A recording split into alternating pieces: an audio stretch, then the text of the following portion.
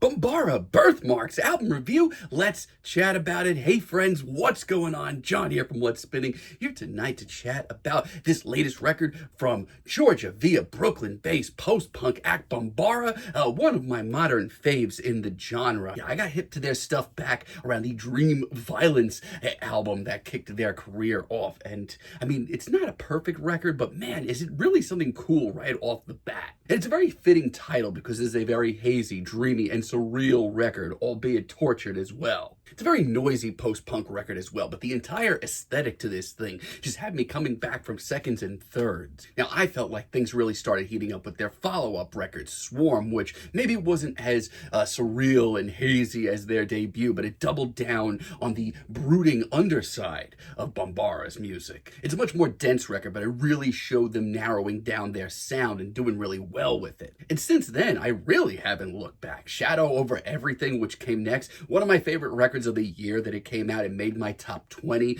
It's just this wild, sweaty, almost rockabilly inspired post-punk record, but it really did seem like the coming together of their sound, like that really aha moment where it all just clicks. It was also by far their darkest release to date, which, I mean, I hate to be that guy, they've only gotten darker since. Now, the last time that we heard from Bambara was with their Stray record, which, I mean, completely blew me out of the water, even though I had some pretty high expectations for it. Singles like Serafina and Heat Lighting absolutely amped me up, but it was the deep cuts here, like Sing Me to the Street and Death Croons, that really just took it to the next level. It's just such an evil record. The boys really haven't missed lately, even with that mini album they put out a few years back, the Love on My Mind project. It just seemed, while in a shorter capacity, it added so much to the band's mythos, from the Slithering Birds to Mythic Love, one of my favorite singles they've ever put out. And leading up to this record, they have dropped a slew of really great singles. I mean, my hopes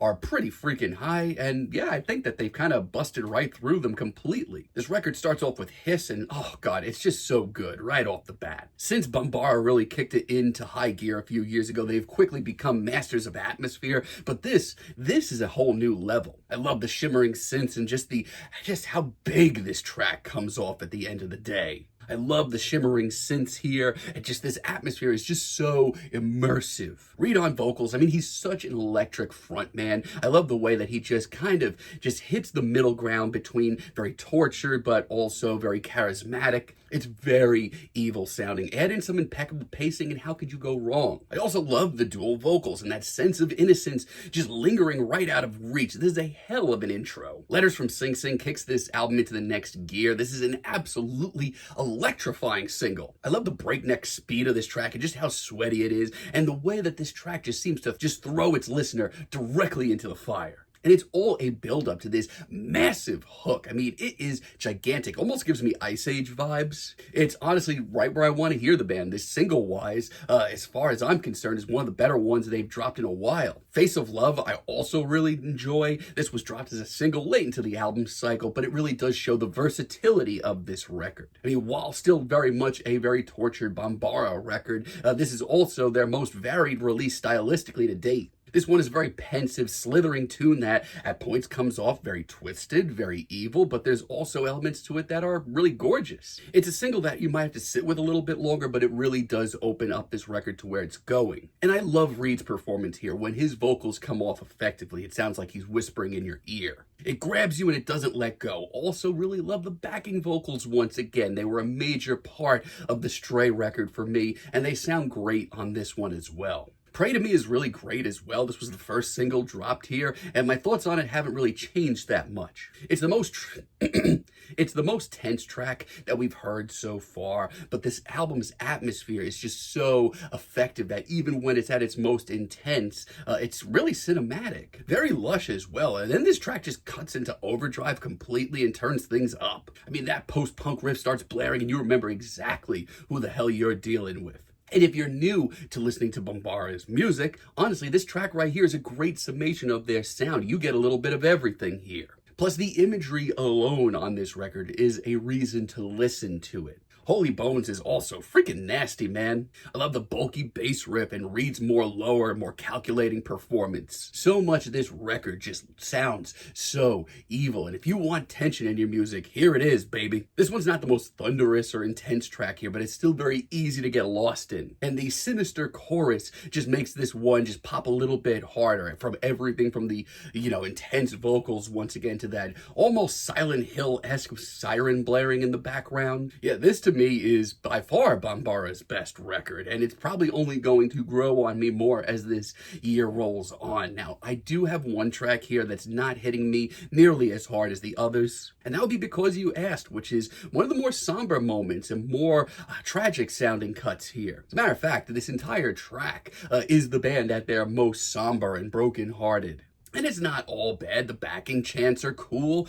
There's a really sense of mystery to this one as well. And the tortured saxophone in the final moments is pretty ear-grabbing as well. But for me personally, I feel like they've done a lot more tragic sounding cuts in the past that are a lot more compelling than this. But it's certainly not all that bad. But outside of that, if you haven't listened to Bambara yet and you want to get on the train, now is the freaking time, man, because this album might just be their best. Outside of that, though, if you haven't let Bambara into your life yet and you are into the darker side of post-punk, now's the freaking time, because this album rules. Elena's Dream halfway through the record really just brings this thing together for me. And I will say, conceptually, this is their biggest record to date. And I don't want to go too far into that because on albums like this, I feel like it's better for the listener to appreciate that themselves. But this track is definitely pushing in a much more conceptual direction. It's very hazy, it's very jazzy, it's very David Lynch. It's so simple, but the smoky ambiance and the voiceover that we get here,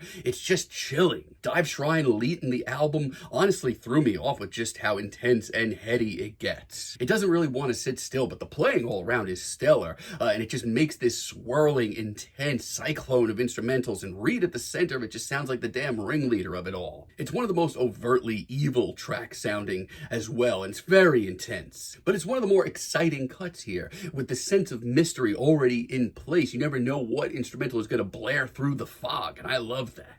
Smoke is probably my favorite deep cut late into the record. I mean, this track is so interesting. The dreamy atmosphere of this record is intoxicating as it is, but then you get this track here with its strummed riff and this misty atmosphere, and oh god, it's hypnotizing. It's a sound that I've always loved from Bambara, and there's a great modern take on it, especially because of just how dreary it is. But there's also moments here, once again, where things get very lush, very colorful. And Loretta as a finale is a blast. I love the throttling riff, the wailing guitars, the sheer intensity to this cut. It also just wraps up this record really nicely. It's got that sense of finality that I love to hear on a record like this. And it's just one more opportunity for the band to just let it all out, and they do. If they haven't already in the modern post-punk scene, with this record, they have completely arrived. And I feel like right now they're blowing away most of their competition.